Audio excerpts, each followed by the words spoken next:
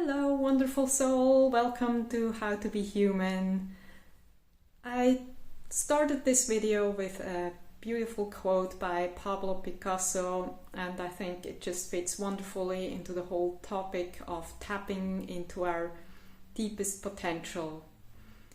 Before we begin though, a little something I'd like to ask from you. Please, if you like my videos or find the information you find here helpful, please hit the like button and maybe share it with friends or family who might like it too. This would greatly help me spread my videos, my messages a little further, beating the algorithm, it's what it's called. So thank you for being here. Let's get started.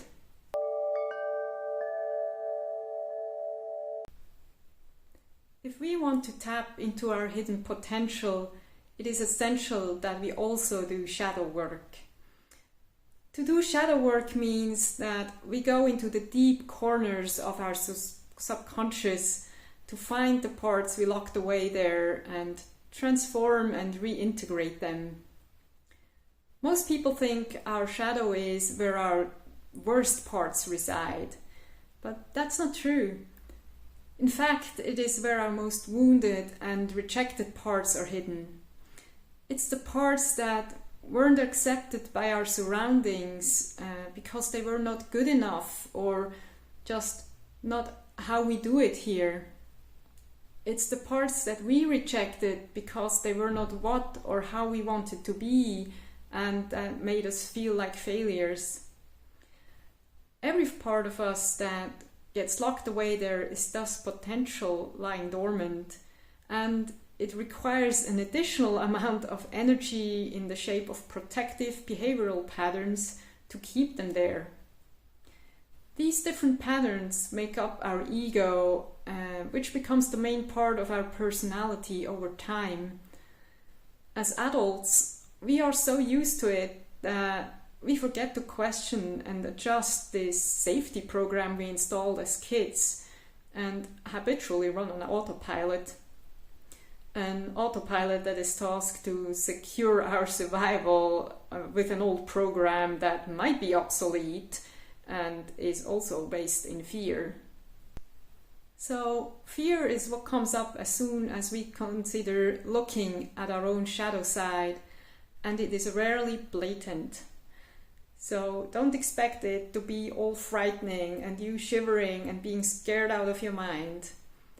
Usually our ego chooses much sneakier ways to keep us from going after parts that once threatened our survival.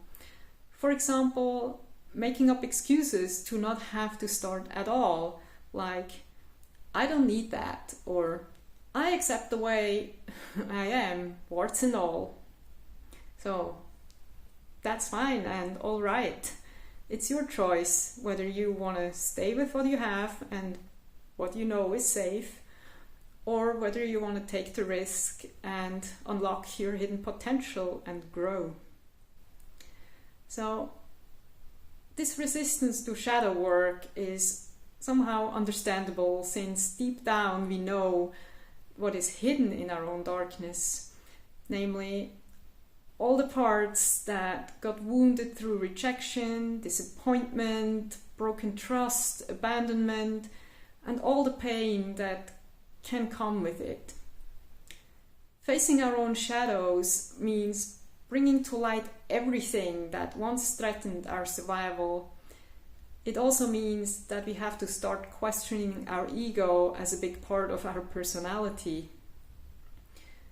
If it dawns on us that a big part of our personality, of which we thought that's who we were or who we are, is actually not truly us, we can quickly find ourselves in the middle of a sort of an existential crisis and desperately asking ourselves, who am I really? Now, not knowing who you are anymore is probably the ultimate state of insecurity where our survival seems at stake. So our highly trained ego makes sure we stay away from that dangerous place, aka the shadow, and instead continue to run on our old routines and habits that have proven to keep us safe. For some people, that's what they live their lives by all their lives, being led by the ego, and that's all right. That doesn't necessarily mean that their lives are bad, and there can be really good people. It's just that they decided, for whatever reason, that's not for us to judge at all, that they don't want to live up to their fullest potential in this lifetime. But some people get a wake-up call that keeps ringing until they move and do the work. A wake-up call isn't necessarily like a big bang traumatic event like a tremendous loss or a near-death experience. It can simply be a feeling that there is more to you, or a desire to not being run by old stories anymore because you instinctively know that they are holding you back. Whatever it is that is calling you, don't ignore it out of fear. Yes, it can be scary, and yes, it can trigger old pain. It probably does. But always remember these things when doing shadow work. 1. The danger lurking in the shadow usually gets greatly exaggerated by our ego. But if you know that these fears and doubts are simply coming from the ego doing its job, trying to keep you safe, the fears and doubts are a bit easier to overcome. Indeed, simply knowing about that can already help a great deal.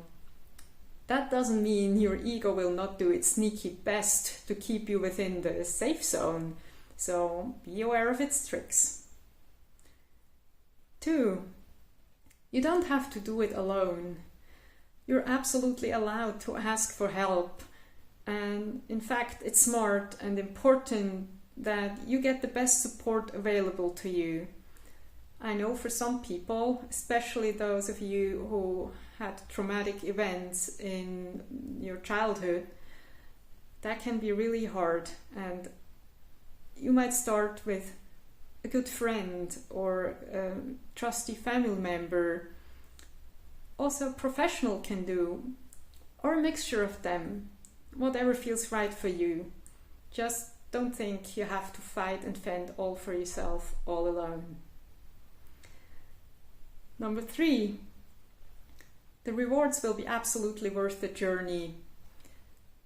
If you feel like it wasn't worth your while doing the shadow work, keep digging deeper.